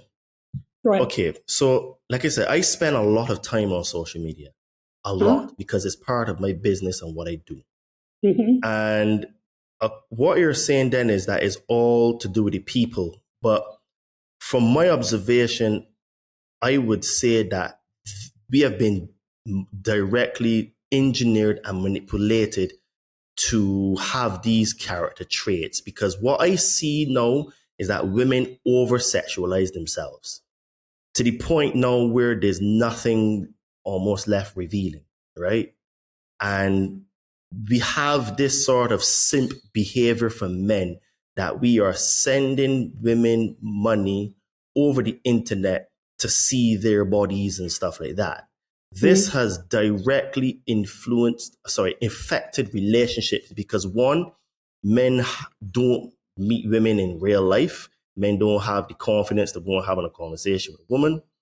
Women today, again, like I said, not all, but there's a subset of women that are extreme, especially the most pretty, very solipsistic, very narcissistic, and they just see men as commodities because a lot of them are OnlyFans, right? So I don't know how much you know about the OnlyFans phenomenon. So my question is that from your research then, are there anything, what are some of the points or the things that you observe have been put into social media to create this type of behavior? Because it can't only always be the person. I think that we're heavily manipulated and propagandized to, right? So what are some of the things that you've observed have been injected in social media to have these type of behaviors? Well, first of all, I want to say that there is nothing new on earth. This business about women just seeing men as checkbooks is the oldest thing in the world. And the whole business about downscale people and upscale. Well, the downscale people were the ones who became alcoholics and beat their wives, which is why they got rid of alcohol. The upscale guys didn't do that. They had a little sherry and went to bed. So again, it comes down to who is this person and how. So if you have a person who is low on some of these scales, he's going to behave according to the traits that are shown on the scale, whether he knows it or not. He's going to. It's just like, any other scientific phenomena. If you take pure sodium and throw it into water, you're going to see sparks fly. That's what happens. That's how some people are. Some people are like sodium. Some people are not. So what I would say is to get the book, figure out who these people are around you, where they are. And when you find these downscale people, get them out of your life. Okay? The other thing is this. When you find your level, you can then move yourself up to the next level, and then you are more able. You're at a higher level. So this is a pathway to success across 35 axes. So that's how I would assess it, because there are always people who are going to be weak and people who are not going to be weak. I get bombarded. People all over the world know me. My email address is on my website. So I get stuff all the time. Doesn't bother me at all. I get all kinds of women. I just delete them. It has no effect on me at all. I don't dislike the person. I don't even think about it. I just delete it. That's it. Go on to the next thing. So now some other guy, maybe he's lower on the scale of sexuality. Maybe that's going to be a problem for him.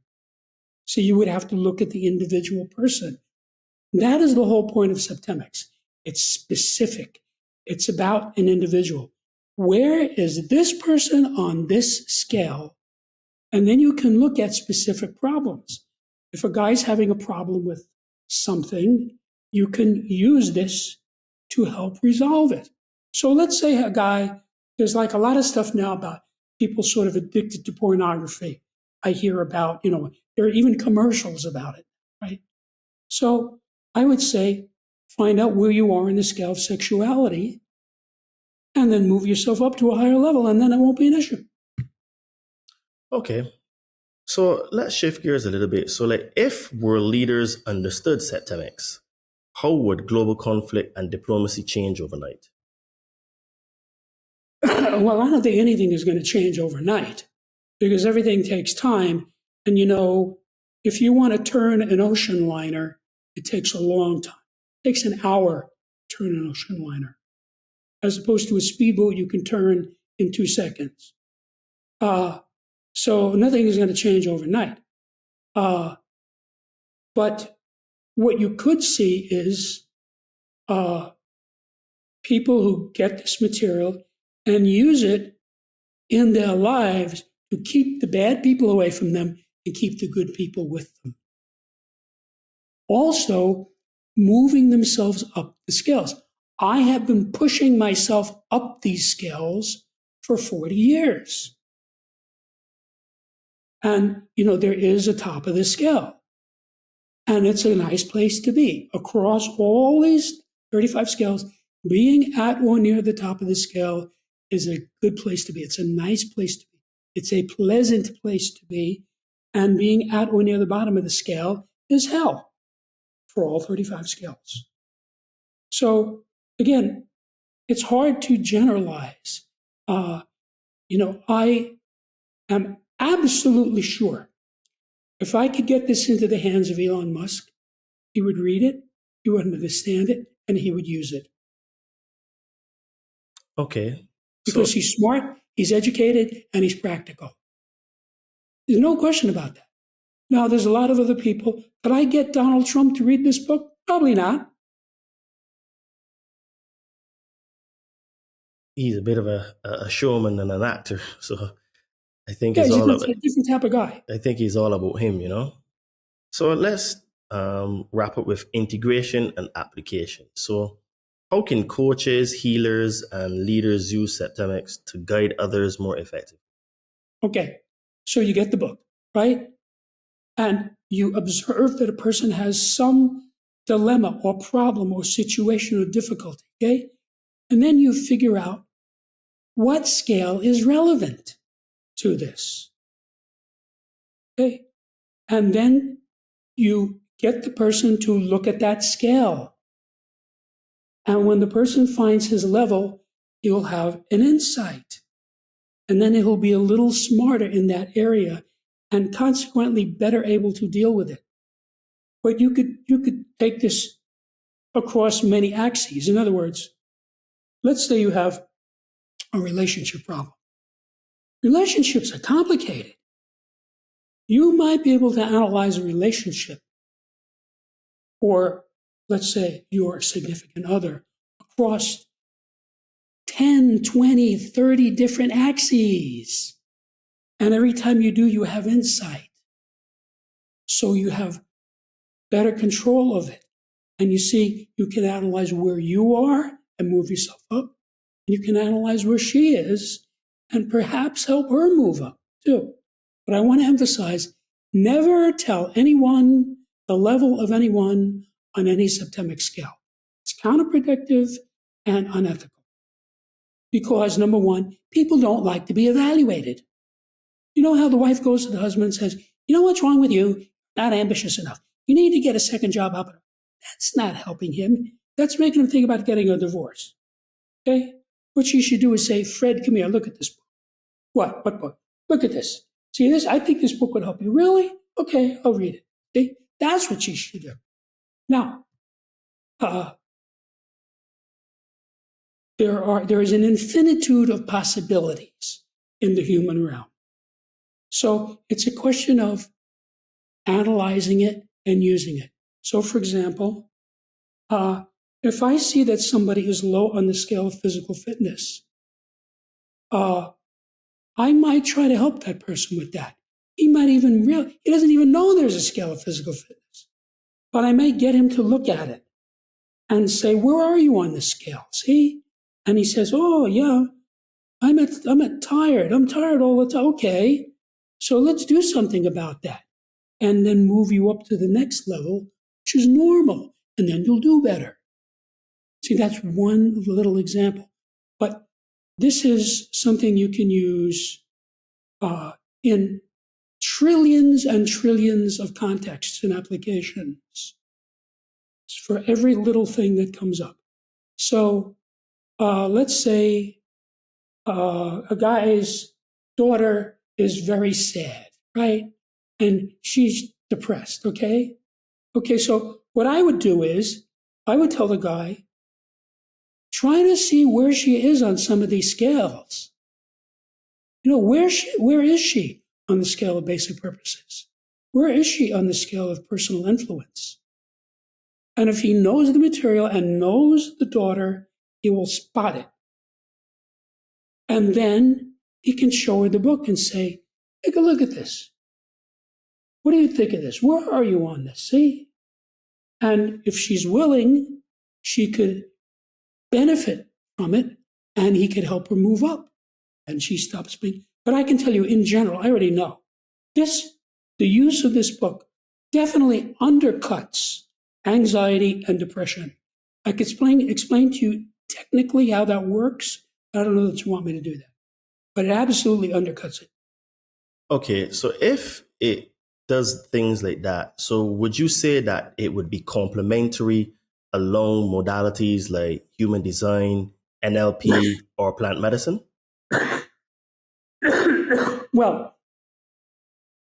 there are many systems that help people.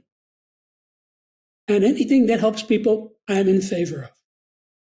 There are also a lot of things that harm people. And those things I'm against. So I try to help people whenever I can. So that's why I'm saying, if you see somebody's having trouble with a certain thing, say, come here, look at this. Where are you on this scale? See? And hopefully if he's honest with himself, he'll be able to see it. So for example, let's say a guy has a drinking problem, and you say to him, I noticed that you get drunk every night and pass out on the couch. Does that mean you're an alcoholic? Oh, no, I'm not an alcoholic. I go to work the next day. He's in denial. So get out the right scale and have him look at it. See? If he spots that he's in denial, then he might be able to move up to the next level and say, you know what? I can see that I am an alcoholic. That's a big discovery for this guy. He's better off now, because now there's a chance to do something about it. Now maybe instead of him drinking a whole bottle of scotch, he can only drink half a bottle of scotch, So this is all incremental, helping people bit by bit by bit by bit, piece by piece by piece. So you have to realize some people are high in some skills and some people are low in some skills. So you have to find what's relevant. For example, everybody knows that Bill Clinton is a smart man. Anybody who's been paying attention in the past 40 years knows that Bill Clinton is smart. He's a Rhodes Scholar. You ever listen to him speak? Very smart man. I'm not saying vote for him, don't vote for him, like him. I'm just, even his enemies admit he's a very smart man. Right? But it's also well known that he's a serial abuser of women. This is no secret. So what I'm saying is, on the scale of human ability, he's very high. On the scale of sexuality, he's very low. Okay. So if you invited me over there to talk to Bill Clinton, I'd be there in a minute. I'd love to talk to him. But I'm not going to let him go out with my sister or my girlfriend or some girl. Don't go out with this guy. See, doesn't mean I don't like him. I just know what the deal is here. Okay. I don't want to hurt my friends. I would use other words for Bill Clinton, but I'll save that for another story. Right. So what's the biggest misconception about Septemics, and why do people resist it at first? I have no idea. But what I can tell you is this, what I know for sure. Most people don't read books today. It's just categorical. That's a I don't read fact. books. That's a fact. I actually have a friend, a guy I like him very much. I see him all the time. And I gave him a little card that will enable him to get an ebook. Here, just go online, you can have the ebook. He said, I don't read books. That was it. I don't read books. Of the persons who do read books, most of them read fiction books. This is nonfiction. Okay? So you're already down to a minority of people who read nonfiction. Now, of the people who read nonfiction, over 90% of them are in a niche. Historians read history books, psychologists read psychology books, mathematicians read mathematics books, doctors read medical books, et cetera, et cetera, et cetera, right? This book does not fit into any of those things. It is not any of those things. I tried for years to fit this into some niche. It cannot be done. It's like trying to get an elephant into a Volkswagen. You can't do it. So those people, is this about math? No, I'm not going to read it. See, mathematician, he wants to read math books. So you see right there, right? You've already eliminated most of the people. You know, right? For me, anytime I'm dating a girl, I ask her if she reads books. And if she says no, she's automatically disqualified. Because, yeah, seriously, because my sister said to me, Todd, okay, you read books, and the issues you're having with girls is that they don't read books. I didn't see it, right? And at the time, and she says, Todd, you need to ask all these girls, do they read books? And then it dawned on me, I was like, you know what? This is true. I read books, so my conversations are expansive and deep and wide.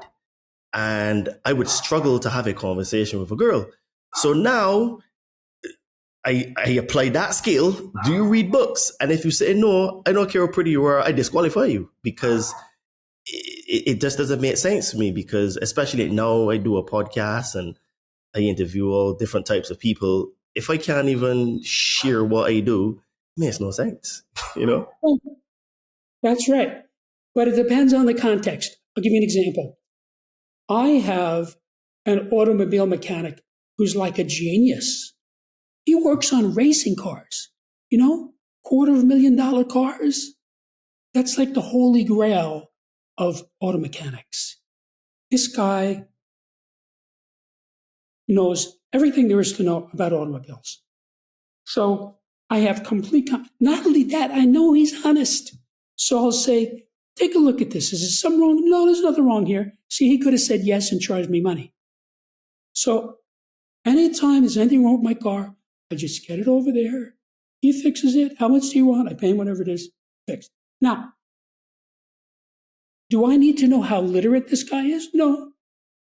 Do I need to know his spiritual identity? No. And do I need to know where he is on the scale of equanimity? No. But I do know where he is on the scale of human ability as a mechanic. Okay? He is at least an expert. Maybe even a virtuoso. So he's either at level 3 or 2. That's very high on that scale. So again, I'm not giving any names. So I'm just telling you, depends on the context. If I'm going to hire somebody to edit a book for me, I want somebody who's very literate. So where he is on the scale of literacy is going to be determinative. And again, I can figure that out pretty easily. I can just sit down and talk to somebody, especially if I know what I'm looking for, and find out where the person is at on that scale. And either they're in or they're out. So, this really makes life a lot easier. Okay. So for someone listening right now, would you say the first step to begin changing their lives would be just simply to read your book? Or is there another first step that they should do to begin applying semantics in their life? The first step is to go to my website, which is Septemics.com, where you can see what many readers have said about it, what many journalists have written about it, what the reviews are. You could read sections of the book itself. And there's even a 15-minute pre-recorded introduction to Septemics that explains it to a new person in 15 minutes. If you do that, you're probably going to want to buy the book. Okay. Because everybody tells me it's a very good website, it's very informative, tells you concisely, what you really need to find out about it. And so go through that, and you're probably going to say, this is worth reading. Because you have to realize It's available in hardbound, softbound, and ebook. Ebooks are cheap. Doesn't cost a lot to get an ebook. Okay, so what's one thing you wish the entire world could understand about human behavior right now?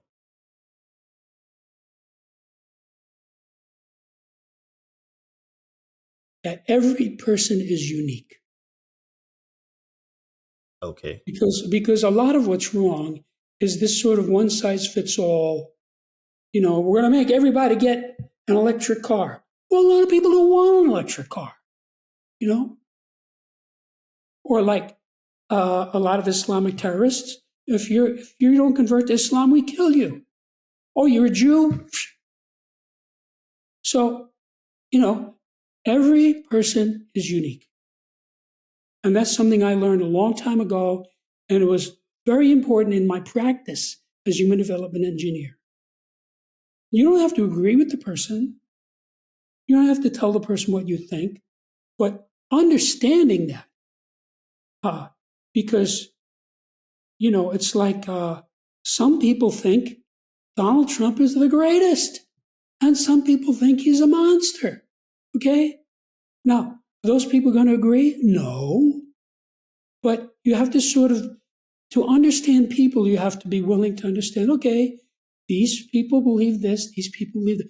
Because I have friends of all types. You know, it doesn't matter to me if a guy's a Buddhist, a Hindu, a Christian, a Jew, an atheist. I get along with all kinds of people because I realize every person is unique. Now, what I do pay attention to is this a downscale person? Like somebody who's at level 6 on the scale of basic purposes, I call that level criminal. That is a criminal. That person's purpose is to have pleasure. Okay? Whether it's drugs, alcohol, tobacco, sex, that's what they're after. That's why they're criminals.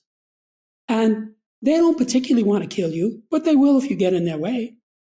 So if I find out that somebody's at that level, that's it. That's it for me.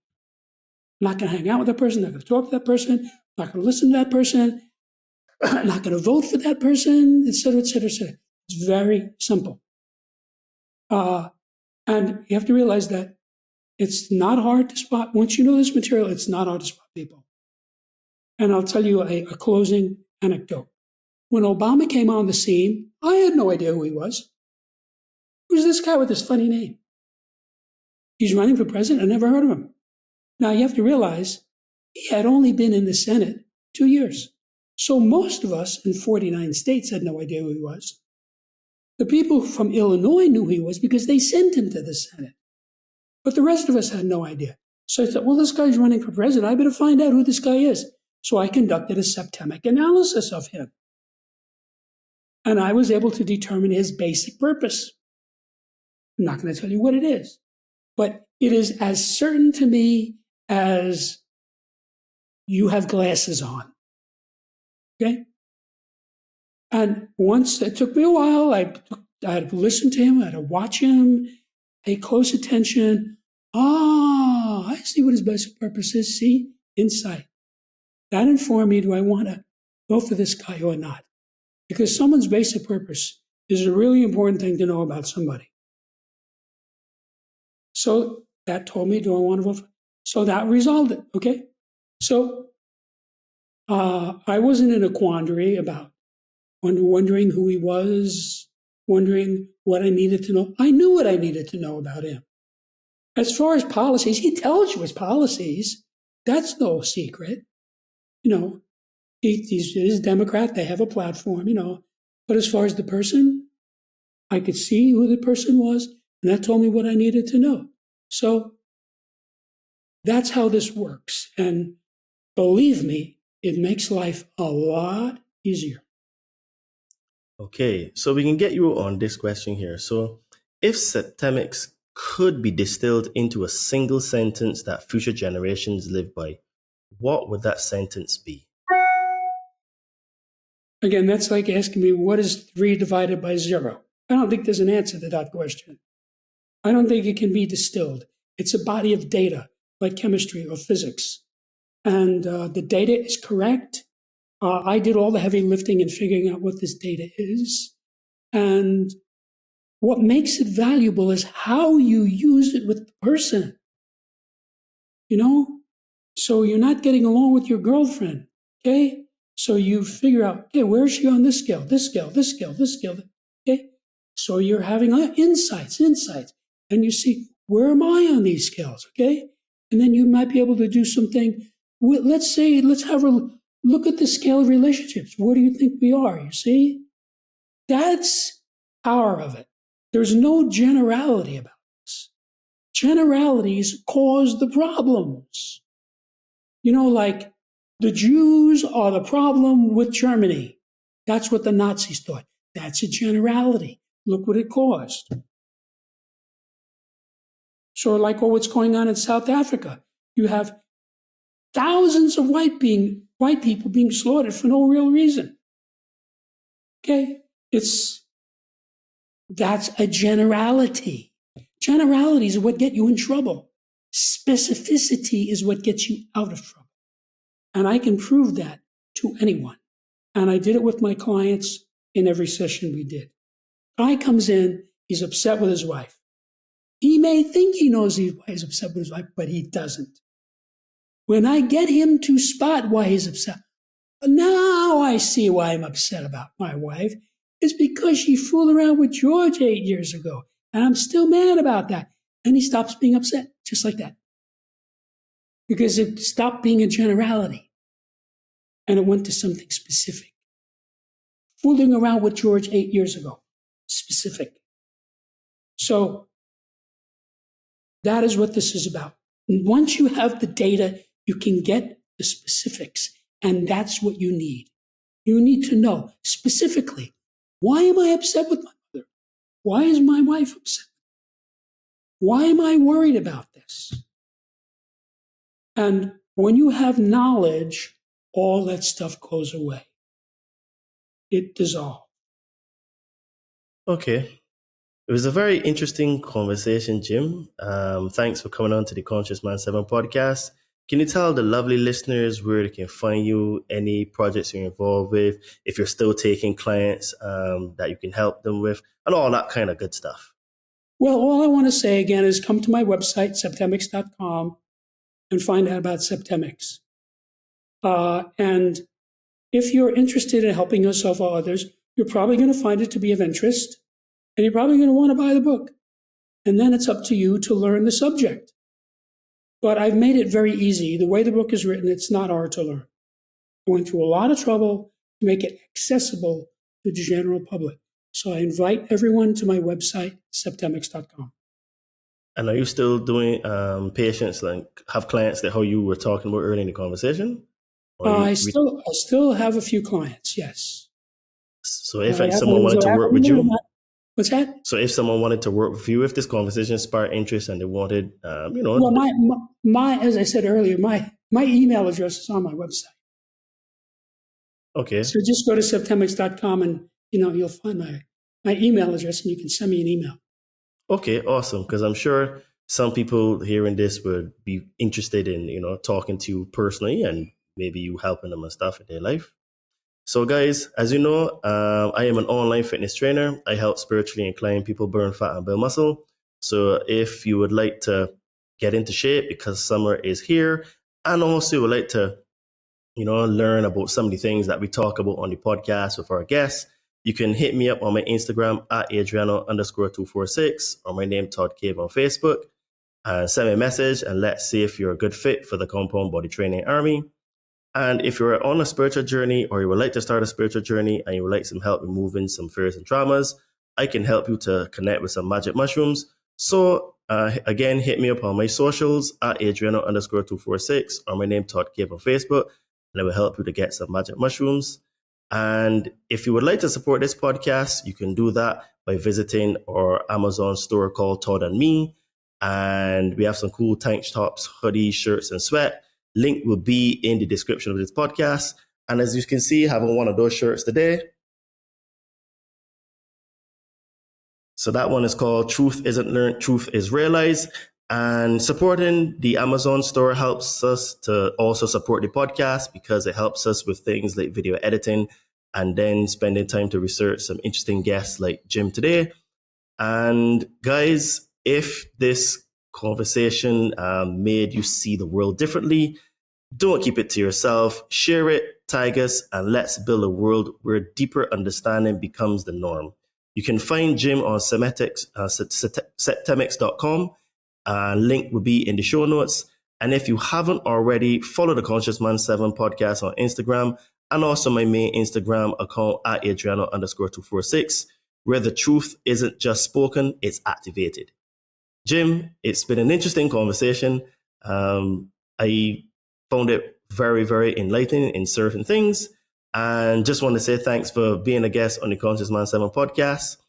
And guys, this was another interesting conversation. So don't forget to keep smiling, keep shining, and keep being the change you want to see. We've got some more interesting guests coming on the Conscious Man 7 podcast. So stay tuned and share this episode far and wide with others, and visit Jim's website and go and show him some love and tell him that the Conscious Man 7 sent you. Cheers and namaste.